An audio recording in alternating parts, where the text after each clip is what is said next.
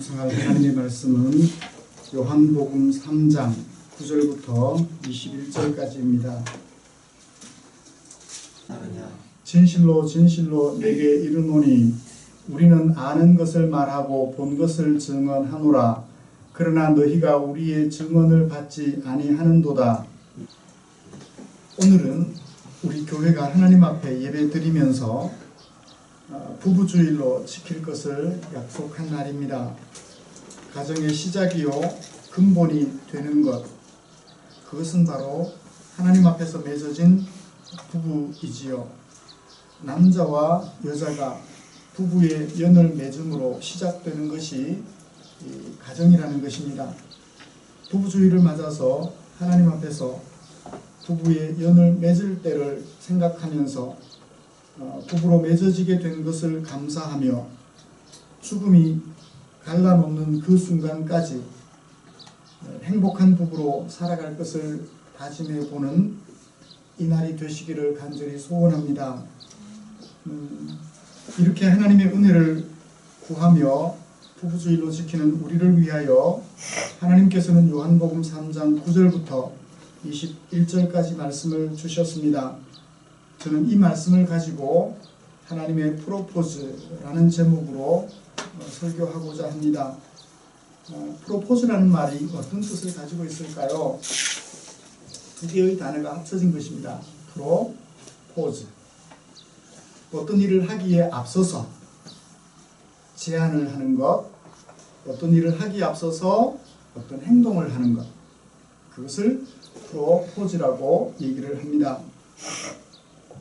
예컨대 결혼이라는 큰 일을 앞두고 사랑하는 여성을 향하여, 남성을 향하여 나와 결혼해 주세요 할 때 사용하는 단어가 바로 프로포즈이지요.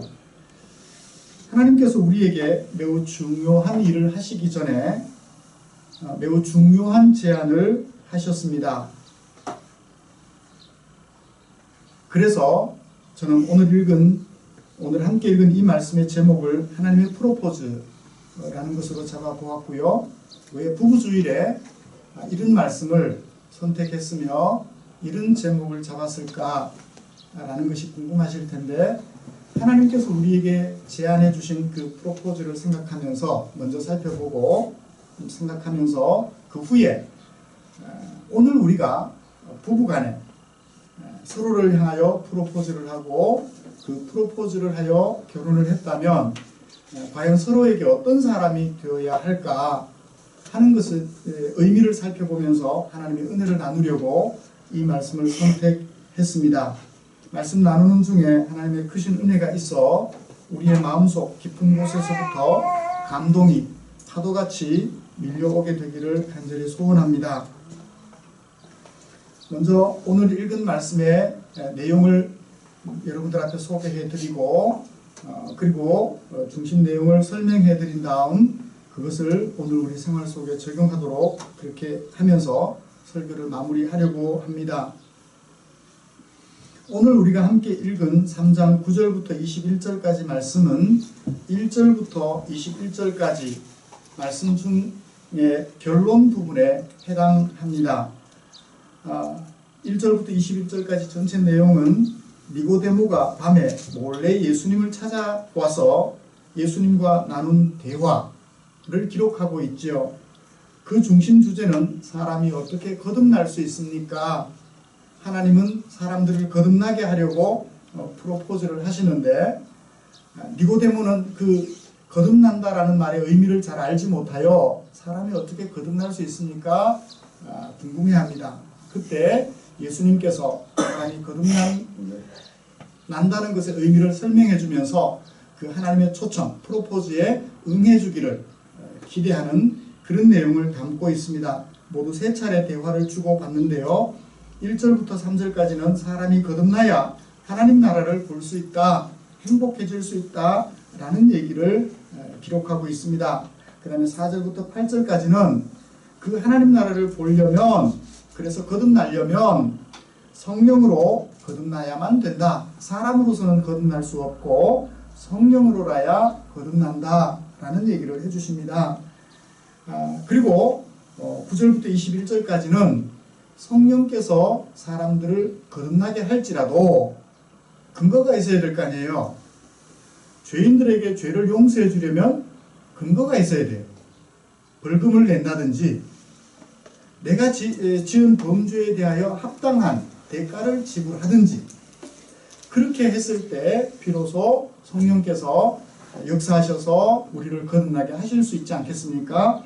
그런 의미에서 9절부터 21절까지 말씀은 성령께서 우리를 거듭나게 하시기까지 필요한 근거로서 하나님께서 제공해 주신 방법을 기록해요. 하나님께서 이것을 제공하시면서 성령이 우리를 감동시켜 거듭날 수 있도록, 그래서 하나님 나라를 볼 수 있도록 우리에게 프로포즈 하셔요.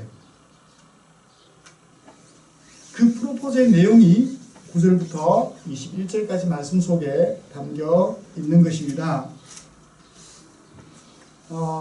저는 이런 말씀을 가지고 하나님께서 우리에게 제안해 주신 그 프로포즈, 가깝게는 니고데모에게 제안해 주셨던 그 프로포즈를 살펴보고 난 다음 마지막으로 오늘 우리가 부부가 되어 서로에게 프로포즈를 하고 그래서 마침내 부부가 되어서 살아가고 있는데 과연 부부로서 서로에게 어떤 자세를 가지고 살아가는 것이 좋을지 하나님의 모습을 우리에게 적용하여서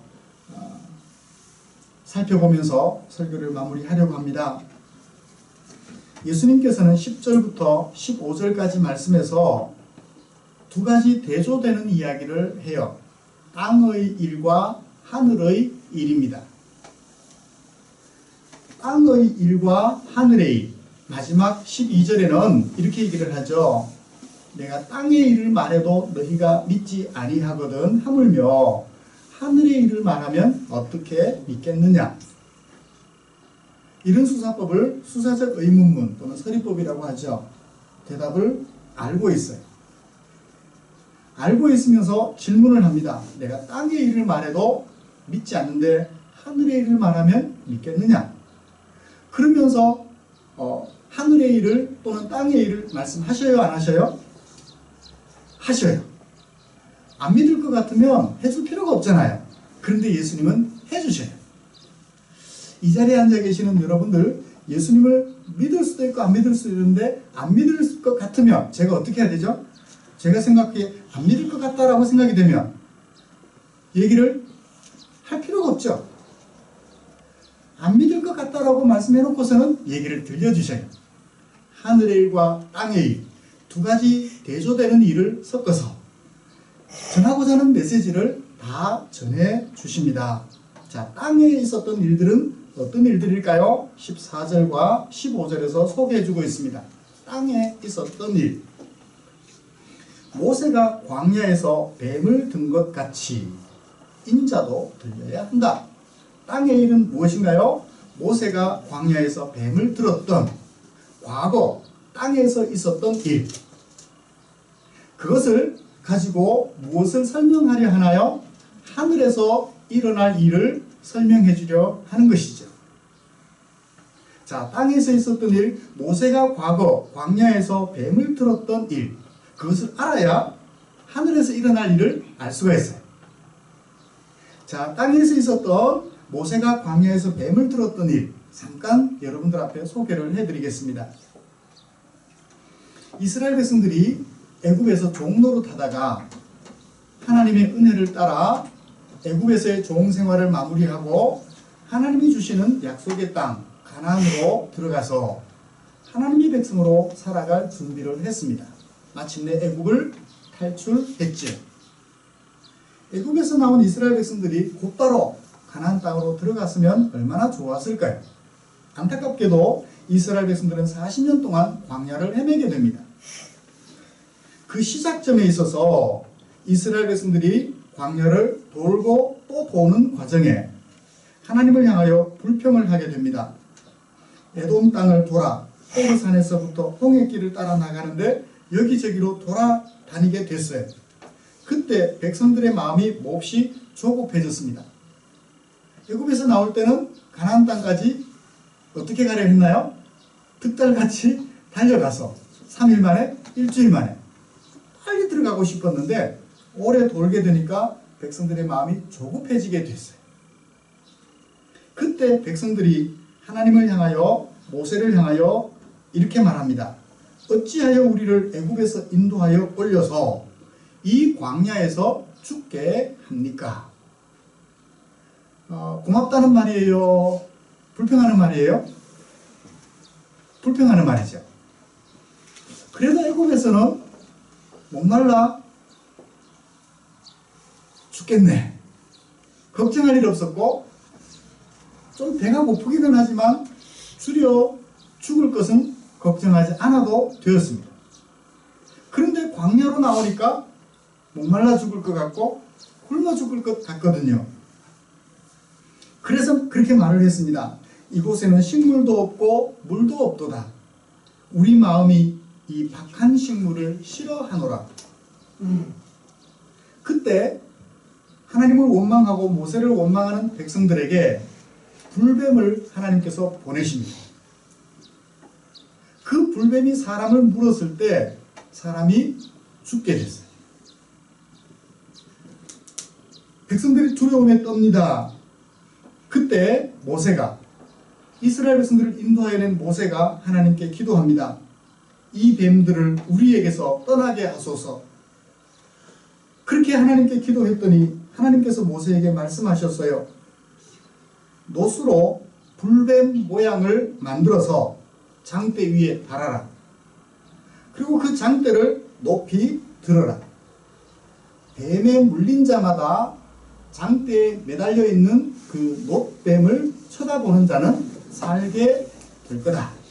그렇게 말씀하셨죠. 실제로 그 놋뱀을 쳐다본 즉 살았더라 라는 사실이 민수기 21장에 잘 기록이 되고 있습니다. 이게 땅의 일이에요. 이 땅의 일을 가지고 하늘의 일에 적용하여 예수님께서 말씀하려 하신 것입니다. 하나님을 원망하며 하나님 없이 살아가던 그때를 그리워하던 사람들, 그들에게 하나님께서 프로포즈를 하셨습니다. 제안을 하셨어요. 무엇을 하면? 놋으로 만든 뱀을, 장대에 달린 그 놋뱀을 쳐다보면 살 것이다. 프로포즈, 제안을 하셨죠. 그 제안을 따라 쳐다본 자는 살았다. 그것이 땅에 있었던 과거의 일입니다. 예수님께서는 이처럼 땅에 있었던 과거의 일을 거울 삼아 오늘, 벌써 1500년 전 일이고 1500년이 지난 오늘 예수님께서 하루에 하늘에서 이루어지는 일을 보여주려 하신 것이죠. 예수님께서는, 하나님께서 오늘도 프로포즈를 하고 계셔요. 그것을 사람들에게 말해주고 싶어서 땅의 일을 가지고 내가 하늘의 일을 말해줄게 라고 말씀하시는 것입니다. 오늘도 하나님이 귀한 줄 모르고 하나님의 가치도 알지 못한 채 애굽에서보다 비교해서 생활 형편이 좀 못해지니까 하나님을 원망하고 차라리 옛날이 좋았는데 과면을 먹게 된 사람이 보리밥이라도 먹게 되었던 그때를 그리워하는 것처럼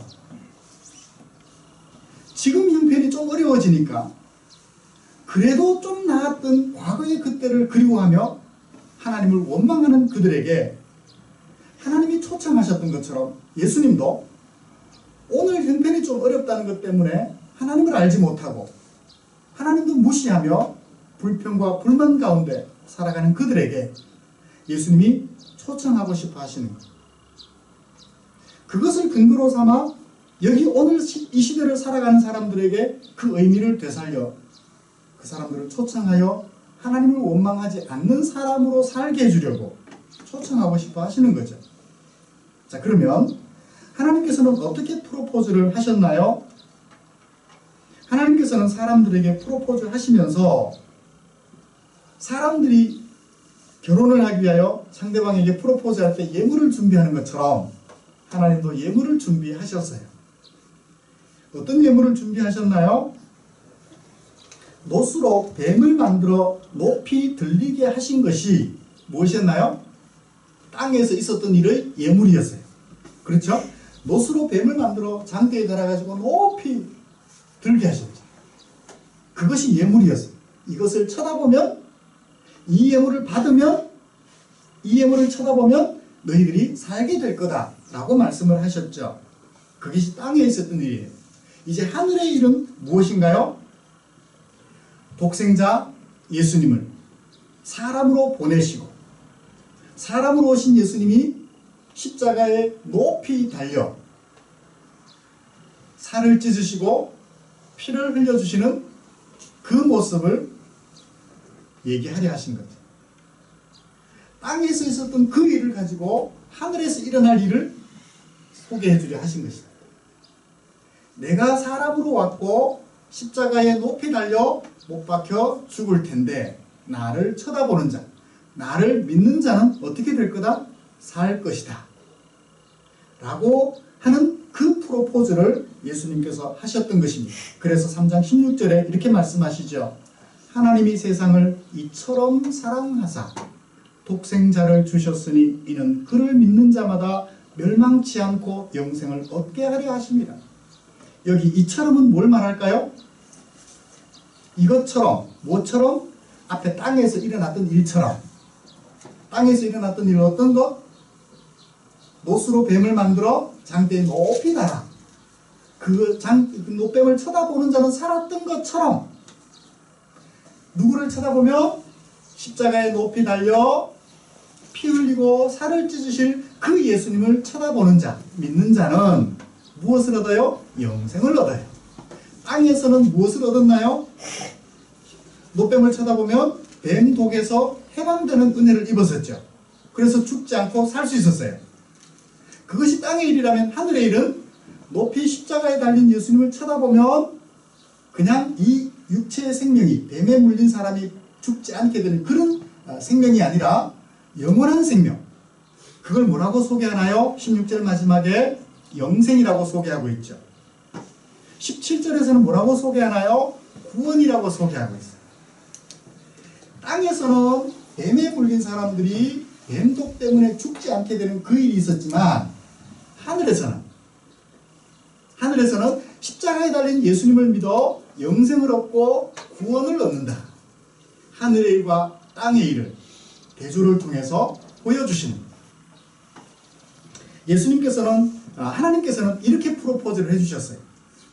과거에는 노뱀을 만들어 높이 들게 함으로 그 예물을 준비함으로 프로포즈 하셨다면 지금은 예수님을 사람으로 보내시고 십자가에 못 박혀 죽게 하심으로 일시적으로 생명을 더 유지하는 70년, 80년 그 생명을 유지하는 그 생명이 아니라 영원한 생명, 구원을 얻는 그 일의 그림자로 사용하셨다는 거예요. 그래서 땅의 일을 가지고 설명하면서 무엇을 소개해요? 하늘의 일, 십자가에 달리신 예수님을 통하여 일어날 그 일을 소개해 주려 하셨던 거죠.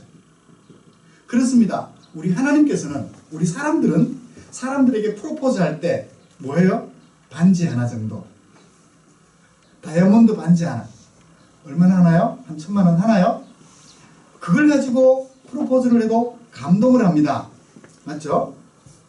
10만 원짜리 금반지보다 500만 원짜리 다이아몬드 반지로 프로포즈를 하면 감동을 해요. 근데 하나님께서는 우리에게 영생과 구원을 주시려고 무엇으로 프로포즈를 하셨나요? 아들, 생명. 독생하신 아들, 독생자 예수 그리스도의 생명으로 우리에게 프로포즈를 하셨다는 거예요. 다이아몬드하고는 비교할 수 없는 가치를 가진 생명으로, 금도 둘도 셋도 없는 하나뿐인 독생자 예수의 생명으로 우리에게 프로포즈를 해주셨어요. 이것을 설명하기 위해서 앞에 땅에 있었던 일들을 예수님께서 가져오신 거죠. 우리로 하나님의 백성으로 영원히 살게 하려, 구원 얻게 하려 예수님을 이 땅에 보내시고 십자가에 못 박혀 죽게 하셨는데, 이 예수를 믿는 사람, 하나님이 이와 같이 우리를 사랑하셨으니 이 예수님을 믿는 사람은 영생을 얻게 하고자 한다 라고 말씀해 주셨던 것입니다. 자, 그러면 무엇을 위해서 프로포즈를 해주셨나요? 땅에 있었던 하나님의 프로포즈는 뱀에 물려 죽게 된 그들을 살리시려는 프로포즈였다면 예수님께서는 이런 땅의 일을 거울 삼아 무엇을 보여주려 하셨나요? 영생 17절에서는 구원이라고 소개하고 있습니다. 여러분, 영생이 뭐예요? 구원이 뭘까요? 좀 오래 사는 건가요?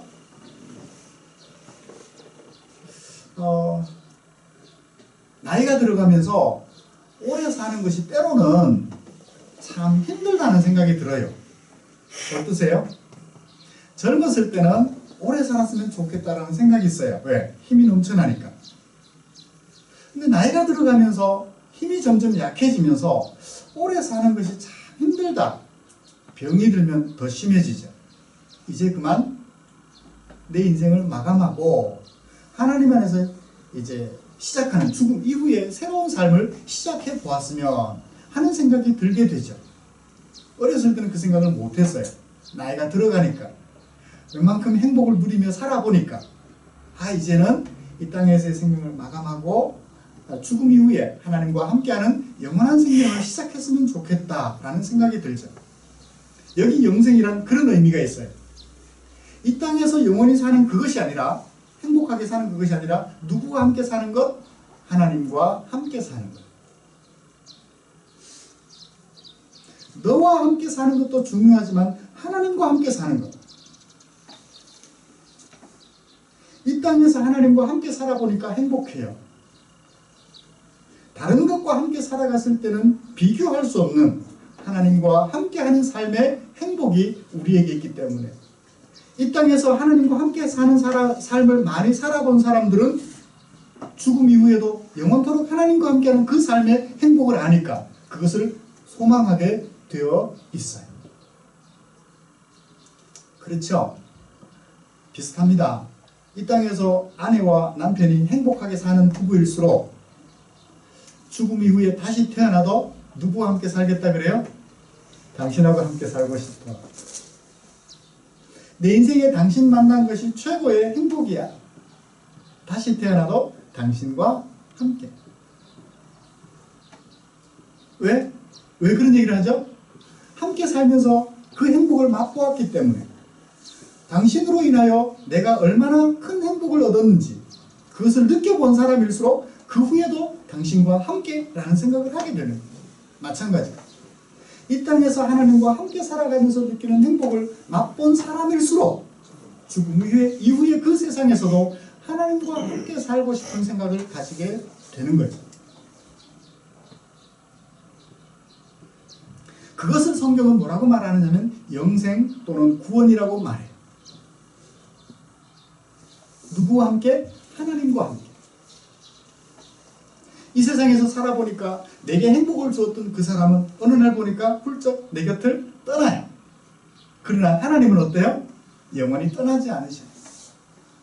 영원히 나와 함께 하시며 내 마음을 다독여 주시고 용기 잃어 쓰러지려 할 때 내 손 잡아 일으켜 주시고 지쳐 쓰러져 더 이상 못 나가겠다 주저앉아 버릴 때 하나님께서는 어떻게 하시나요? 나를 등에 업으시고 그 험한 길을 당신의 발자국으로 걸어가셔요.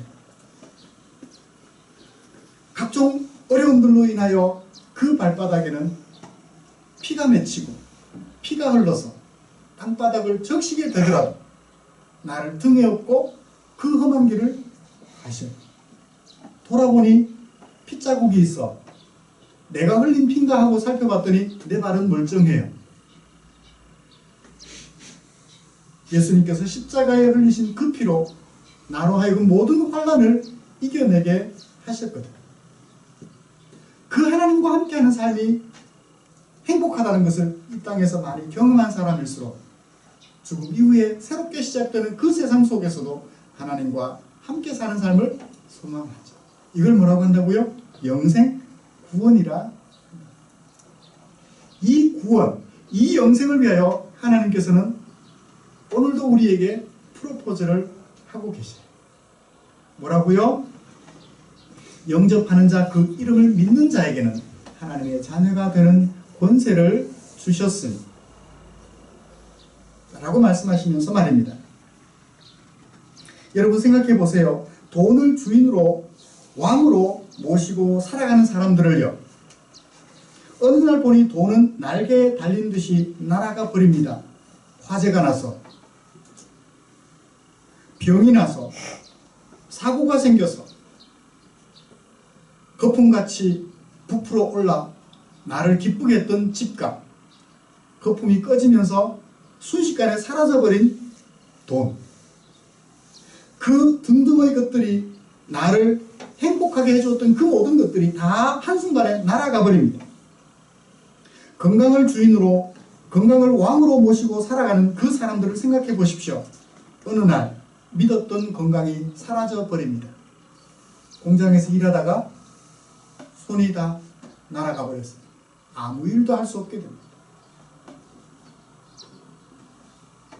공장에서 일하다 보니 공장 속에 있는 크레인이라 그러나요? 크레인에서 떨어진 어떤 철골 구조물들이 나를 덮쳐 내 생명을 빼앗아 가버립니다. 등등의 이유로 이 모든 건강이 나를 떠나가 버릴 때 건강도 아무것도 아니구나. 그러나 어떻습니까? 하나님께서는 영원히 우리를 떠나지 않으셔요. 언제나 우리와 함께 하시며 사람다움을 회복하여 살게 하십니다. 죽음으로 끝나는 인생이 아니라 새로운 생명으로 살게 하시죠. 그것도 영원히. 이것을 위하여 하나님께서는 오늘도 우리에게 프로포즈를 하고 계셔요. 이제 남은 것은 그 프로포즈를 받아들일 것인가 말 것인가 우리에게 달려있어요. 니고데모에게 대화의 결론으로서 촉구를 해요. 너 어떻게 할래?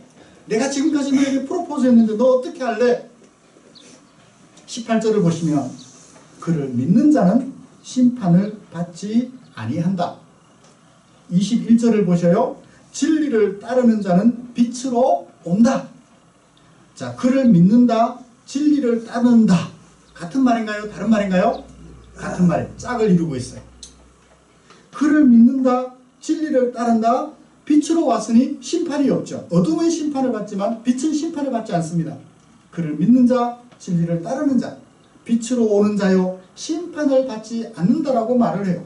이런 하나님의 프로포즈 앞에 그 프로포즈를 수용하고 당신의 프로포즈를 받아서 당신과 함께 지금부터 영원토록 행복한 미래를 준비하겠습니다. 받아들이면 심판을 받지 않고 빛으로 와서 빛 가운데서 영원토록 살게 된다라고 말을 해요. 그 반대를 볼까요?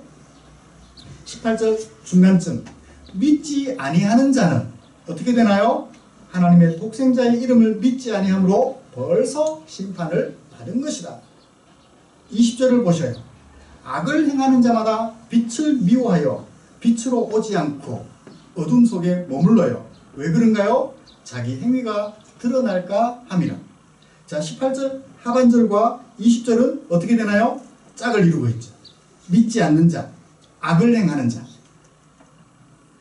자, 예수님께서, 물론 이것은 사도 요한이 예수님의 말씀을 기록하고 있습니다. 요한복음 속에.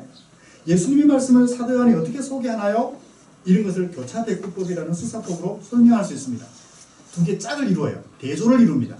믿는 자와 믿지 않는 자, 악을 행하는 자, 진리를 따르는 자, 대조를 통하여 무엇을 소개해 주나요? 왜 이런 수사법을 썼을까요? 너 어떻게 할래? 그 얘기.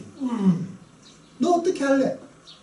앞에 프로포즈를 다 해준 다음 진리로 나올래? 빛으로 나올래? 믿을래? 그 얘기죠.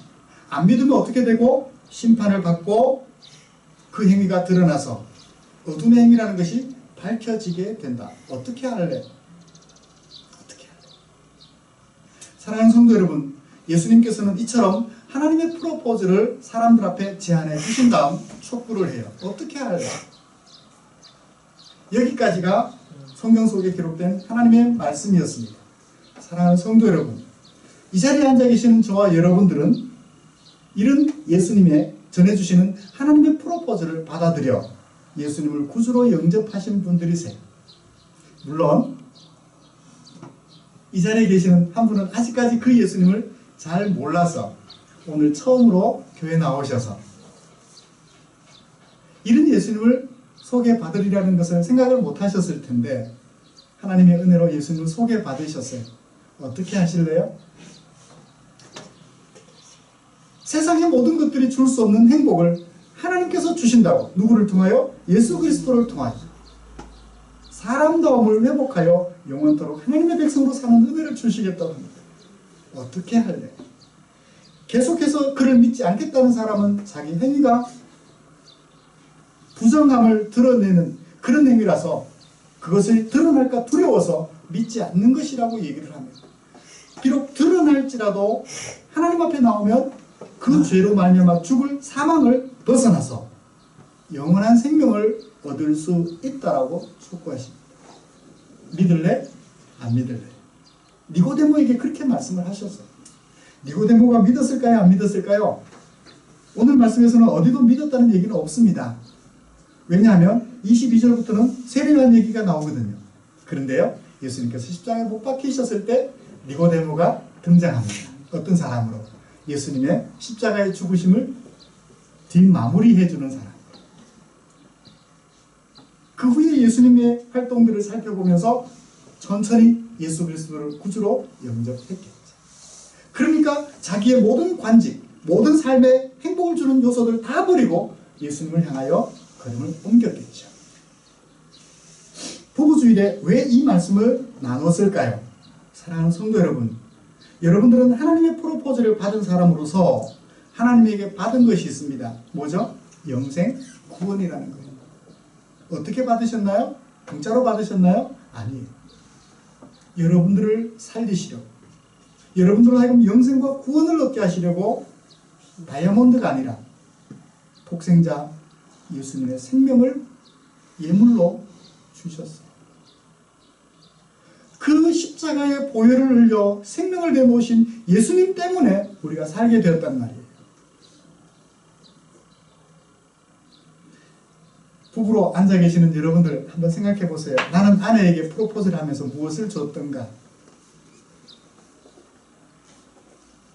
하나님처럼 당신의 하나뿐인 독생자, 자신에게 가장 소중한, 영어 성경에 보면 His one, 그의 하나. 근데 어떤 하나? Only Son, 하나뿐인 아들.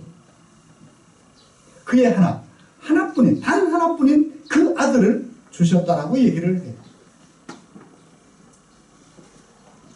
여러분은 상대방에게 무엇을 예물로 주고 상대방의 마음을 샀나요? 우리가 준 것에 비하면 하나님이 주신 것이 얼마나 놀랍고 크신지. 자, 우리가 준 것은 하나님처럼 생명을 주지 못했을지라도, 예물로 주지 못했을지라도 그 후에 무엇을 주는지 생각해 보십시다. 남자들은 흔히 그러죠. 내 사람 만들고 나면 그 다음부터는 별로 신경 안 써요. 왜요? 신경 안 써도 도망 안 가니까. 여성들은요, 제가 여성이 되어보질 않아서 자세히는 모르겠습니다만, 기왕에 내가 프로포즈를 하고 그래서 어떤 관계가 맺어졌다면 우리 하나님을 생각하십시오.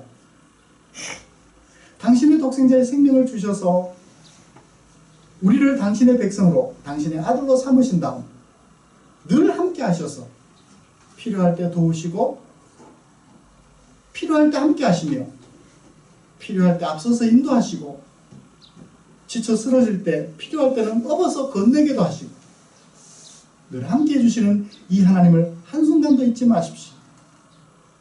그래서 나도 그런 하나님처럼 하나님을 닮아서 내가 선택한 아내에게, 내가 선택한 남편에게 내가 줄 수 있는 최고의 것을 주어 아내를, 남편을 행복하게 해주는 그런 부부가 되십시오. 그렇게 하나님을 닮아가면 하나님 때문에 우리가 행복했듯이 하나님을 닮아가는 여러분들 때문에 여러분의 남편이, 여러분의 아내가 행복해질 줄 압니다. 말씀을 마무리하겠습니다. 어떤 것으로부터도 받을 수 없는 행복을 주신 하나님처럼 내 사랑하는 아내에게, 내 사랑하는 남편에게 그 어떤 것에서부터 받을 수 없는 행복을 줄 수 있는 저와 여러분들 되시기를 간절히 소원합니다. 이 자리에 앉아 계시는 남편들 되시기를 소원하고 아내들 되시기를 소원합니다. 그래서 예수님 만난 것이 내게 인생의 최고의 행복이라면 그 다음 행복은 당신 만난 것이라고. 그리고 인생을 죽음이 갈라놓는 그 순간에 이르렀을 때 당신과 함께 이 지구라는 우주선을 타고 우주여행을 정말 재미나게 했다고. 죽음 후에 부활의 세상에서 다시 당신을 만나서 하나님 안에서 지금 부부가 같은 모습은 아니겠지만 그 이상의 행복한 가족으로서 살았으면 좋겠다라고 말 한마디 던져놓고 눈을 감을 수 있다면 그런 자리에 설 수 있는 저와 여러분들 되시기를 주님의 이름으로 축복합니다. 기도하겠습니다. 하나님 아버지 감사합니다. 오늘 우리 사람들에게 프로포즈해 주시는 하나님의 모습을 살펴보면서 부부주의를 맞아 부부가 된 우리가 서로에게 무엇을 주며 살아야 할지 적용해보는 그런 시간을 가졌습니다. 하나님께서는 당신의 독생자 그 생명을 바쳐가면서까지 우리에게 프로포즈해 주셨고 그 프로포즈를 통하여 우리에게 영생과 구원을 주셨다고 했습니다. 우리를 위하여 생명까지 바쳐주신 우리 구주 예수님, 아들까지 보내서 죽게 하신 하나님의 사랑 마음속에 새겨 예수 그리스도를 구주로 영접하고 하나님의 백성이 되어 살기를 무엇보다 행복해하는 귀한 종들 되게 해 주시옵소서. 더 나아가서 이런 하나님을 닮아서 사랑하는 아내에게 내 프로포즈를 받아준 아내, 내 프로포즈를 받아준 남편에게 주님이 주셨던 그 사랑을 베풀어 주어 나를 만난 그것 때문에 내 가족들이 행복해하는, 내 아내가 내 남편이 행복해하는 그런 자리에 설 수 있도록 주여 은혜 내려 주시옵소서. 감사와 찬송을 주께 드리며 예수님의 이름으로 기도드리옵나이다. 아멘.